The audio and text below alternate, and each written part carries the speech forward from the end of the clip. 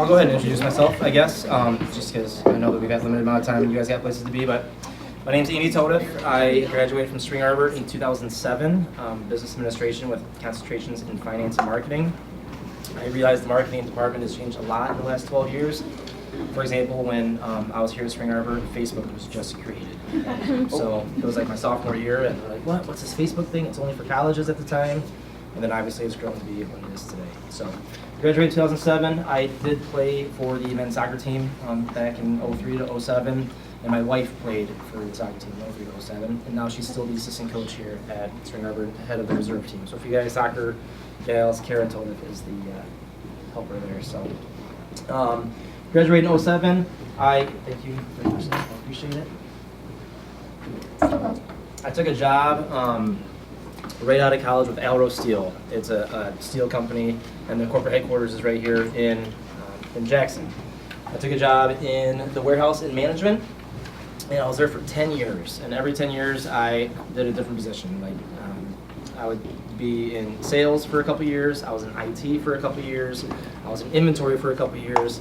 A lot of it was, no matter what position I was in, because I started in management, it was always a management type position to where I was building teams and hiring people, helping in charge of hiring, even if it wasn't under me. Even when I was in the sales and operations side of things, I would still go out to the warehouse and help go through the interview process for warehouse positions, which I enjoyed a lot. Real quick thing about me is I got married this summer. I got out of String Arbor. It was one of those things where you graduate from String Arbor, you think you got to get married right away. I got married and had 2 kids and then quickly got divorced afterwards. So just a little quick synopsis. Don't be in a rush to do things unless you absolutely know it's the right thing. But that's what's kept me in the Jackson area, which is actually a blessing in disguise. Got divorced, worked for this corporate America job, bounced around different positions because I always wanted to be doing something different. Always wanted to learn more, to grow, and because of the way that insurance was covered and they took care of me with benefits, and I had 2 kids that I was responsible for, I just figured I would work there for 50 years and retire there and die there pretty much. About 3 years ago, actually 3 years ago this Thanksgiving, I was approached by a teammate of mine that was from String Arbor. He had just joined a startup company, and the startup company was real estate photography. And my dad's a real estate agent up in the Traverse City agent. I kind of, we kept in touch. He was a job hopper, doing all kinds of different things throughout the Midwest, and so I didn't put too much time and effort into learning what he was doing. I just said, good for you. Tell me about it later. He wanted me to move to Traverse City and open up this real estate photography company. Long story short, the following spring, this is after I've been remarried now to another String Arbor grad, and we're kind of settling in the Jackson area. I said, listen, I can't relocate into Traverse City, but if you ever open anything into the Southeast Michigan area, Detroit, Ann Arbor, Jackson markets, we'd be willing to listen. Definitely just God aligned the schedule as far as the kids, the insurance, and the job, and a ton of prayer. We decided to take a leap of faith and open up this Next Door Photos location. The way Next Door Photos location operates is it's a 50-50 partnership, right? There's lots of different ways you can be your own boss, be an entrepreneur. Essentially, the cool thing about the Next Door Photos model is they take care of all of the back end stuff. So they take care of accounting, website, tax information, all the stuff that weighs down a sole entrepreneur is what the business partnership was helping taking care of. So essentially, I was brought on, or I opened my territory to where I could go out and find new customers, come up with marketing ideas and do presentations, and then also do the thing that I was really good at and what I really loved was hiring a team of freelance photographers, pour time and effort into them, and then have them help me expand in the territory. So that was 3 years ago, or I'm sorry, it was 3 years ago when I first learned about it. It'll be 3 years this spring is when I opened. So essentially the day-to-day business, I started off by myself. I think I hired my first photographer 2 or 3 months in. We were doing 1 or 2 shoots a day. We thought that was doing pretty good. I now have 8 photographers working for me. And like today, the market is getting pretty slow and the weather's not that great. And we've got 15 shoots on for today, which is pretty awesome. So on any given month, I am paying a freelance photographer anywhere between $800 to $2,000 bucks, which is pretty cool. And there's a team of 3 or 4 that are almost full time. A lot of the other ones are doing part-time. So they're coffee baristas, they're students, they are wedding and concert photographers, so they're real busy. If anyone's into freelance photography at all, it's all nights and weekends is typically what a lot of that is. Senior portraits, parties, weddings, different events like that. Real estate photography is a great way to fill that gap. So I'm able to hire them and give them extra pay, extra work, Monday through Friday, Monday through Saturday during the day, and get them extra pay and work as well. So pretty cool opportunity. A little bit about Next Door Photos is we are a Kingdom-based company. The three founders, I guess you could say, of the company, two of them went to Hope College, and the other guy was an older gentleman that they met at a super mega church on the west side of the state. They're from the Holland, Zeeland area, if you're interested, or if you know that area. And what happened was Taylor Blum, the founder of the company, was working for a management company that helped with rentals along Lake Michigan, Lakeshore Company. And he would take photos and then edit the photos for this management company. He had too many kids, they had to upgrade their house, it was too small, so they hired the real estate agent to come in and take pictures. He's like, you know what, let me take the pictures, I'll edit them and do it all for free because it's my house, trying to sell it, whatever. Long story short, he's getting phone calls from that real estate agent and all of his buddies trying to get him to take photos. And quick turnaround time, overnight, they got together, the three founders, and found a way that they could make an impact globally and locally with our media pros and our freelance photographers, and the ability to turn around photos next day. So we put our CEO on a plane. He flew over to the Philippines, and he met a couple different companies, but he found a guy at a church that was, him and his wife were missionaries and helping women who were humanly sex trafficked rehabilitate. So they were teaching them how to do spreadsheets and word processor and virtual assistant type stuff.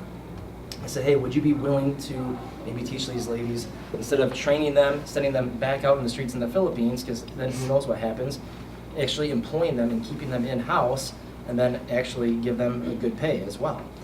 Over a 6-month period, they had 22 employees that we trained on photo editing and got them up to speed on what we needed. So essentially a photographer can go to a house today from a real estate agent, take pictures at noon, tomorrow morning they've got edited pictures in their inbox. And it's not just photos, it's videos, it's floor plans, it's 3D models, and we're working on listing websites for them as well, which is pretty cool. So 2.5 years ago, that was 22 editors. I flew over there with the director of expansion for spring break this past year, and I got to see the editors, see the team. I have a virtual assistant that's over there as well. 340 editors are there now, and we're paying double their minimum wage. Pretty quickly, everyone that we hire over there and that we rehabilitate off the streets are quickly one of the highest paid family members in their household, which is pretty amazing as well. So that's just a little background on Next Door Photos, kind of my background. I know that you guys are all interested in entrepreneurship and kind of real life stuff. As you guys go through college, I don't know what years you guys are, freshmen, sophomore, seniors, don't get by with just doing the minimum in class, okay? Depending on the class and depending on how you think you're gonna apply it in the future, I wanna encourage you guys to really pay attention, not because you wanna get a good grades, right? Because they don't put a GPA on your diploma. But that also doesn't mean just get a C and get by with it. Learn it and think about how you're going to apply it moving forward into real life situations. Whether that's a personal finance class, okay? I don't know if you guys hear what's going on in the grown-up world, but very little adults know how to handle their personal finances. Very little people know how to balance a checkbook. Very little people know how to deal with face-to-face interactions, okay? Too many people are getting behind cell phones and computer screens, and when you can go out and you can network and talk to people, you'd be amazed on how you network and touch people and really kind of grow not only your relationship, but also bless others as well, too. So I will stick around and answer questions. I don't know if we're good on time, but... Yeah, so go ahead and grab more coffee and donuts. So we're just going to transition to our question and answer time with Andy. I'll start. I have a question. Yeah. How do you, like, when you're hiring photographers, how do you know who, like, not just like the quality of their pictures, but like, how do you pick who you're going to hire, and how do you know you're hiring a good employee, whether that came from your hourly experience or anything like that? Yeah, so there's a couple of fundamental questions that you can ask, and then I also like to go kind of off the grid as well. Very little of it actually has to do with how good their photos are. Very little of it. When I took over this photography business or opened this photography business, I had very little photography background to none, right? So I hire photographers a lot of times that they know a lot more about a camera than I do, but that's not necessarily what I'm looking for. Yes, I want them to be knowledgeable. Yes, I want them to know how to operate their settings and stuff. But I also am hiring people that are an extension of me and Next Door Photos as a company. And when they walk in, not every house we walk into is an empty house that's got a lockbox on it. We're walking in and talking to a customer of ours. We're walking in and talking to a homeowner. And that homeowner might be going through a divorce. That homeowner might be packing up toys and clothes for 5 kids and moving across the country because of relocation. They might be the daughter or a son of a parent that just died. You don't know what that situation is when you're coming into a household. So more or less when I'm hiring somebody, I'm making sure that they're outgoing and they're flexible and they understand relationships and how important that is, as well as knowing the equipment as well. So yeah, good question. One of the top questions I do ask, and you guys might be on that, but one of the top questions I do ask, I ask a series of 4 or 5 real serious questions to make sure that the interviewee knows this is a serious conversation. And then I quickly lighten it up with, like, if you could be any animal in the world, what would you be and why? Okay? I'm not necessarily concerned with the answer there. I'm concerned with how quickly they answer and the why part, okay?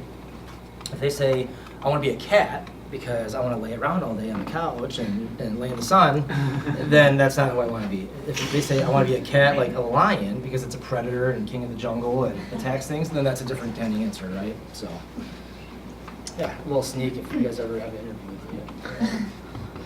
So. Any other questions about Nextdoor? It can be anything. Nextdoor Photos, it can be about Spring Arbor, it can be about running my own business or photography, or real estate. We're real involved in the real estate industry as well, so. Yes. How do you find people to like give you money when you're starting up a small business? How did you? Yep. So the fundraising part is a huge part of it. Typically, when you start up your business or a franchise, you have to have 60 grand, 80 grand, 100 grand, and then net worth of 200 grand. I mean, I'm thinking like the Chick-fil-A's and the Big B's and stuff like that. For Nextdoor Photos, it was a pretty low buy-in. It was 25 grand. So at the time, like, I sold my truck, I sold a couple different things to get that money. So for me starting up, it was more or less me reaching out to people that maybe believed in me as well and said, hey, I need 10 grand, 15 grand, and I'll pay you back with interest type thing. As far as the large part of fundraising for like what we're doing corporate-wise, is going to events and going to conventions, and a lot of it's Christian events. So I was on the phone with an investor just 2 days ago, a guy from Texas, and multi-billionaire, owns oil fields, and I don't know if it was family money, but he took that blessing and now is pouring it into Christian organizations. So that's kind of how we got a hold of him. He was asking me all series of questions, but essentially it came like a Shark Tank. You guys are all familiar with Shark Tank. It came from a situation like that in Austin, Texas, to where we got on there, we kind of pitched the idea, pitched the impact piece of what we got going on in the Philippines, what we got going on locally, paying local freelance photographers, and knowing that every listing that a real estate agent has, 4 hours of employed time is now going to somebody in the Philippines, which is pretty awesome. So conventions is a big thing. Our director of expansion, Aaron Mason, is a huge part of the fundraising part of that. So if you want more information, I can certainly get that to you, but 2 different levels there, right? So we're talking like $500,000 to $1 million in investing there, to where I just needed $25,000 just to get myself going. Gotcha. So good question though. What else we got? So how broad is like the region of where Nextdoor Photos is working now? You said like started in Traverse City and then you opened up. Yep, so it started on the west side of the state over in the Holland Zealand area. They opened 3 locations. They opened one along the lakeshore. They opened the city of Grand Rapids, which was actually the little brother of the founder. And then they opened up a Southeast Michigan. So they sent one guy over here. He lived in Howell, I think, and said, yep, you are Southeast Michigan. Let's just see if this thing works. They did that for about 2 years. As things grow, they now split Southeast Michigan into what's now 4 locations. I was the first one to join him, so essentially I have the biggest territory now. I run from the Detroit River to I-69, and then everything south of I-96. So I was in Detroit, downtown Detroit yesterday. And we can be down in the Coldwater on the Indiana border as well. So quite a big area for my territory. But essentially they take, the math behind it is, they take how many listings come up per year in a given area. Because for every listing is like one product that we can sell, right? Average sale price is gonna be $150 to $200 of our products, whether it's photos, video, drone, whatever, floor plans, 3D models. How many listings are out there, and what is it gonna take to get to $1 million in annual sales revenue, okay? We think we can get 50% of the market share, 50% of all listings that are out there. So they say, okay, a perfect scenario to get to $1 million in sales is to make sure there's at least $2 million of listings coming up every year. So they take that, they actually map it out. There's 280 locations across North America, across the U.S. that we can hold Nextdoor Photos. Right now we have 35 locations. Okay. A year ago we had 20 locations. We opened 15 last year. We're looking to open 40 again this year. Okay. So I don't know how many people are interested in either real estate or photography or running your own business, but I can guarantee you we're going to pretty much 2x in size over and over for the next 3 or 4 years. Whether you're a freshman or a senior, it doesn't really matter. I was in corporate America for 10 years before I did this as well. So right now, the entire state of Michigan is pretty much covered, and we have 2 locations in Ottawa, Canada, 1 in Toronto, and then, I mean, we've got 4 or 5 locations in Denver area, we've got Atlanta, Georgia, we got Florida, Sioux Falls, South Dakota, North Dakota, I don't even know where Sioux Falls is, right? But I hear it on the phone when I'm talking to her, she's like, yep, I'm from Sioux Falls. I'm like, awesome. I don't know what that is. So it's, the way that they're opening right now is just friends, family, different contacts. It's who can you find, who wants to open one, and that's why it's just kind of all over the map. Obviously, we started in Michigan, so we kind of dominate the Midwest a little bit, but for the most part, it's hey, we know somebody that lives in Orlando, let's open one in Orlando. Boom. So we have 3 in Florida, Tampa, Orlando, Space Coast area. But it's almost to the point where a young entrepreneur wanted to open their own business and think they have the drive to do this. Pick where you want to live. You want to live in Nashville? Nashville can hold 5 locations probably. So, but yeah, geographically, Midwest is strong, but we are all across the country right now. So, yeah, good question. Yes. So when I think of real estate, my first thought is like residential homes and that kind of thing. But do you also deal with like commercial buildings? We do. Yep. Okay. So residential is the niche for sure, because that's the most recurring. Commercial property sits a lot longer, but we are involved in commercial. So the way that works is you find a real estate agent that lists 20 homes a year. You know, year after year, you're going to get somewhere between 15 and 25 orders from that one person. A commercial real estate agent might only do 5 listings a year, but those 5 listings are going to be $2 million, 60,000 square foot locations. So on Monday, we're doing a place in Ann Arbor, a brand new build, office building. We're going to do a 3D Matterport in there. Our typical price for like a residential house is going to be $150 to $200. We're charging almost $2,000 for that one order because it's such a big area, but because their profit is so big on their end that they're willing to spend it $2,000 too. So, yeah. As we begin to plateau, I think in a certain area, like if we hit that 50% margin or market share, there's a lot more avenues that we can take to, I think, expand sales. Commercial's one, for sure. So, yes.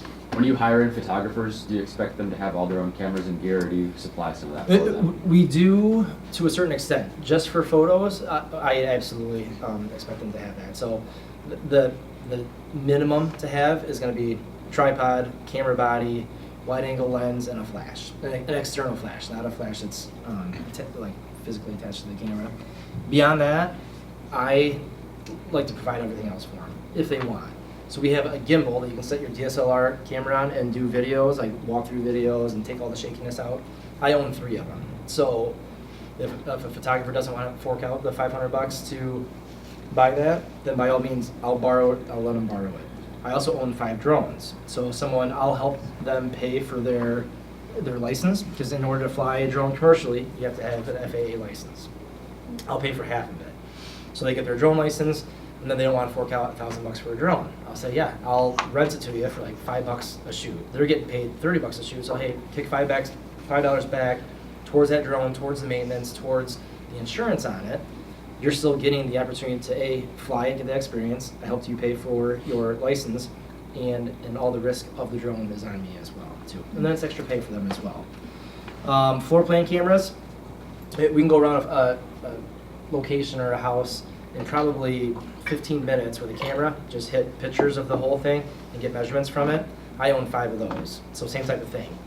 Depending on where the shoots are for the day or who my full-time photographers are, I will get them that camera in their hands and then they'll be able to use it. I don't expect them to buy that kind of stuff.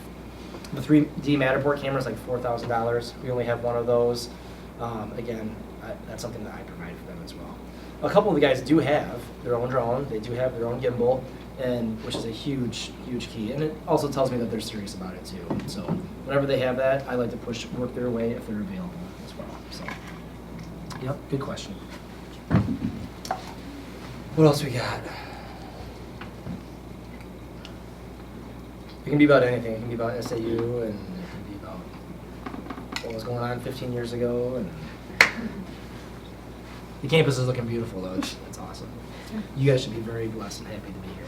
Yeah. So with so many photographers working independently, how do you continue to create a sense of team? Yep, good question. So independent contractor is the popular word nowadays. So all real estate agents are independent contractors. Oddly enough, they're not employed by a RE/MAX or a Century 21 or Exit Realty.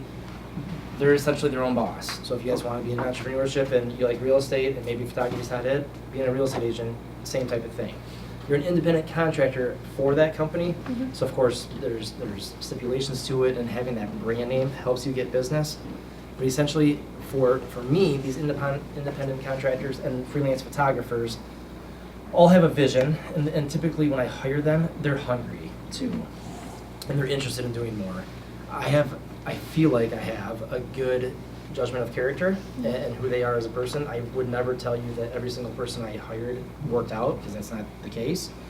But you have to pour into them in order for them to feel valued. Okay, you can't just say hire them, train them, and then talk to them once a month. That just doesn't fly, because pretty soon the distance there is created. It doesn't even matter how much work I'm getting them. If I'm getting them 2 or 3 shoots a day and they're getting paid a couple $100 a week, that team is just not there. Mm-hmm.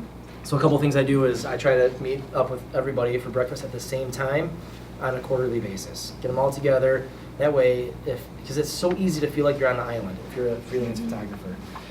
You see me, see my face, and you're shooting for agents, but you never see the other 7 team members that we have. So getting them together is cool, because you can say, okay, there's Billy. I remember hearing his name in an email or a phone call. I can talk to him and tell funny stories about what happened at houses lately. I also meet with them once a month in person, just one-on-one. Hey, how's it going? Maybe review some good things, some bad things that they're doing, maybe some changes that we've got going on in the future. And then the guy out in northern Colorado has been doing something that I'm going to start implementing this Monday, is every Monday send an email chain out to the team. Mm-hmm. Say, hey, Media Pro Monday is what I'm going to call it. Mm-hmm. Here's some updates that are coming down the chute. Here are some customer contracts that we've got going on. Here's some shoot flow stipulations that maybe this customer wants a dead-on shot rather than on an angle. Mm-hmm. Here's what our competitors are doing. Here's a good way to combat it, type thing. So, the team is, I don't want to say easier to do in a corporate situation, because everyone is like almost chained to the corporation, and that's not a bad thing. I worked for corporate America for 10 years. If you guys go that way, it's not terrible. But when you are hiring your own team, you're bringing your own team, and they can leave you at any moment, you really got to pour into them a lot, for sure. I'm getting them a ton of Christmas gifts, tons of them. Look, last year I got these jackets embroidered, right? I can just pick these up at Sam's, and they're pretty good jackets, and then I got them embroidered. I gave them all these jackets, and they're like $25 a piece, along with beanie hats. I've got them all lanyards with their, identification on there for safety reasons. This year, I think I'm getting them like fun socks, because every time we go into a house, you have to take off your shoes. And I always love wearing fun socks because it helps conversation, helps ease up things. So I'm gonna get Next Door photo socks, I think, made, and then give them to all my photographers, along with multiple other things as well. So, Yep, it's all just part of being a leader. It was, I don't want to say it's easy for me, but I've always been in a leadership role, whether it's on sports teams or in classrooms or I'm the oldest one in my family, so I got 2 younger sisters that look up to me. So I've always felt like that's been there, but you'll find the older you get and the different dynamics that happen within a business or a family or a household, you have to be proactive about learning those things. So if you're kind of an introvert, you're kind of quiet, and you want to run a team and you want to pour into people, it's going to take a little bit of studying and a little bit of, reaching out to different mentors. I've got a lot of mentors that I pick brains with all the time, and they might think I'm a pain in the butt, but at the same time, I'm learning from them as well. So that's an important role. No matter what you guys do moving forward, it's going to be important. So, good. What else? What else? Do we have any athletes in here? I recognize a couple of jackets. I see a couple of athletes in here. So, no. Good for you guys. That's not easy. I know. All right. Well, if nobody has any more questions, thanks for coming. Same time, same place next week. Grab some donuts on the way out. And Andy, thank you very much. Yeah. I'm gonna stick around for a little while too.